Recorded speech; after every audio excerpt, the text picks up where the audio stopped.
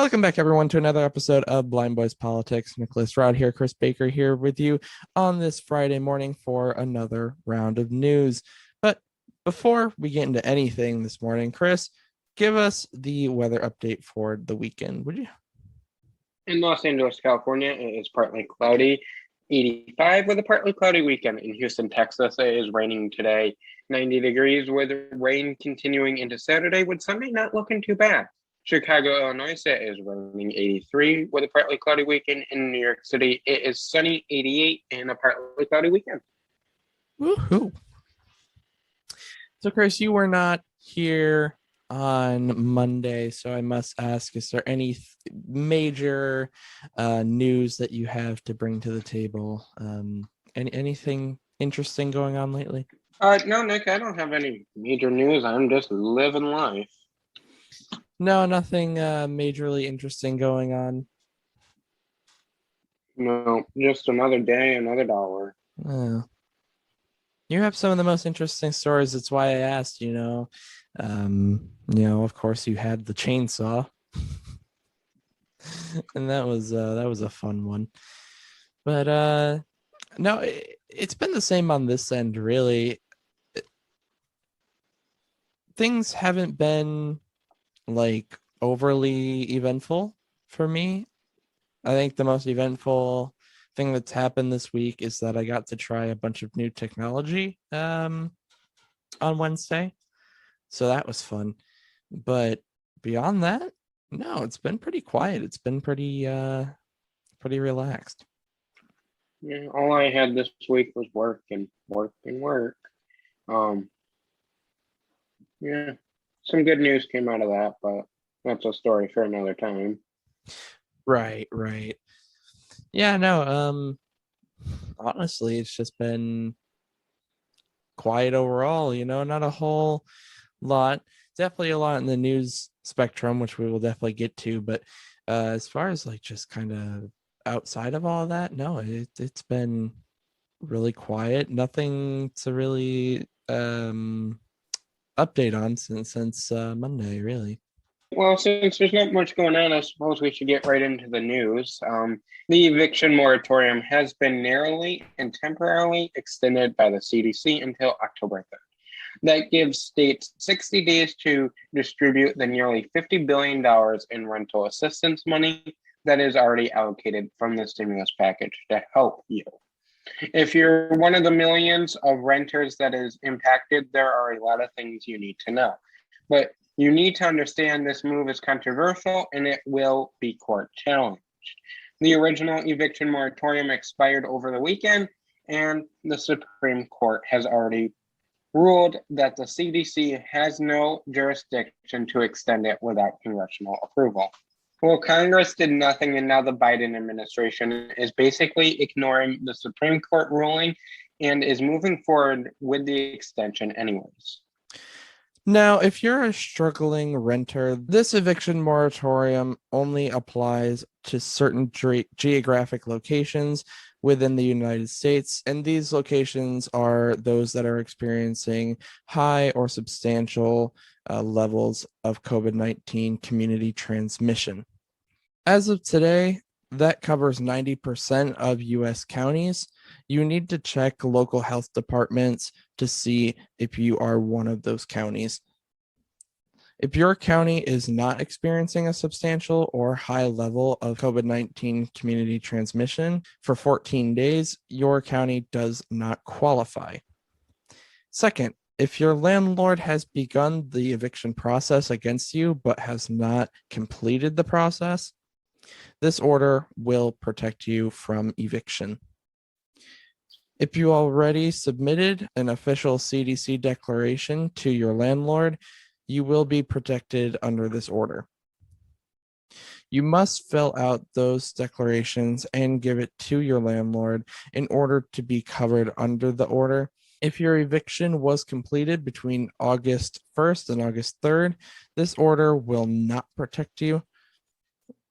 Again, this is not a forgiveness. This is a forbearance, and you will have to pay all of the money back. And yes, your landlord can add fees and interest to your payments. But if you have applied for rental assistance, go to treasury.gov and search rental assistance, and you will find the program in your area that will help you pay your landlord back. Keep in mind, you can still be evicted for criminal activities. There is a growing call for New York Governor Andrew Cuomo to resign after the much-awaited report from the New York Attorney General that detailed several reports of sexual harassment. Cuomo continues to deny he did anything wrong. Intentionally, investigators allege he sexually harassed 11 women, many of them young, that worked for him. He retaliated against one staffer that came forward. The accusations include unwelcomed and non-conventional touching, offensive remarks, and sexual remarks. As it appears of Thursday evening, the governor has no intentions to step down, even though President Biden and the two New York senators, Senator Chuck Schumer and Christian Gillibrand, are calling for his resignation. The report didn't just speak of the sexual harassment, it spoke about the culture in the workplace built around fear. The report says that the fear allowed for sexual harassment to be warranted and continue. This investigation has revealed conduct that corrodes the very fabric and character of our state government. The explosive 168-page report, based on interviews from 179 people, alleges that New York Governor Andrew Cuomo created a hostile work environment for women. The Independent's investigation found that Governor Cuomo sexually harassed multiple women, many of whom were young women, by engaging in unwanted groping, kisses, hugging, and by making inappropriate comments. Further, the governor and his senior team took actions to retaliate against at least one former employee for coming forward with her story, her truth. And Governor Cuomo's administration fostered a toxic workplace that enabled harassment and created a hostile work environment where staffers did not feel comfortable coming forward with complaints about sexual harassment due to a climate of fear and given the power dynamics. 11 women came forward, and investigators say that they do find all of them credible. This includes a New York State trooper who worked on Cuomo's security detail. The report says that he sexually harassed her on a number of occasions, quote, by running his hands across her stomach from her belly button to her right hip, running his finger down her back, and making sexual suggestive comments, end quote. Our investigation revealed that these were not isolated incidents. They were part of a pattern.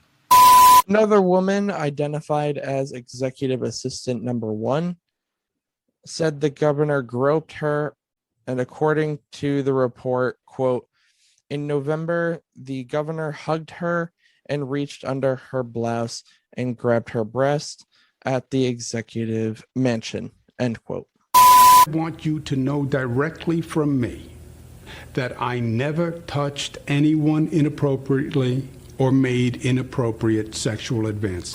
In a pre-recorded statement, the governor defended himself against all of the allegations. The facts are much different than what has been portrayed. The governor also showed photos hugging and kissing people of all genders, claiming that's how he conveys his warmth. I now understand that there are generational or cultural perspectives that, frankly, I hadn't fully appreciated. And I have learned from this. Legal experts think he is going to have a lot of litigation civilly and perhaps something criminally, but they say the AG did her job and now it is up to the police departments to launch investigations. The Democratic leader of the New York Assembly said he is no longer fit for office. And to see more about all the lawsuits Cuomo is currently facing, check out our Medium article on that. Link in the show notes. Moving right along here, President Biden took a ride in an electric Jeep Wrangler after signing his executive order. At a briefing, he said, quote, "This is the future and there is no turning back," end quote. But transferring to electric may not happen so fast. Americans still love their gas vehicles. Trucks, vans, and SUVs make up 77% of new sales so far this year, while electric is currently sitting at 2.2%. Thursday, the Biden administration put in stricter regulations to build and sell more electric vehicles. In the United States, transportation makes up 29% of greenhouse gases and emissions. The EPA claims it would avoid 2.2 billion tons of carbon emissions by 2050. With all the climate change, the environmental groups push the administration to go farther, even though they are going more aggressive than the Trump administration, but not nearly as much as the Obama administration. A family in Chicago is suing the city and the police department after officers raided their home by mistake. Chicago police responded to a 911 call in August of 2019 about two men fighting at a nearby gas station.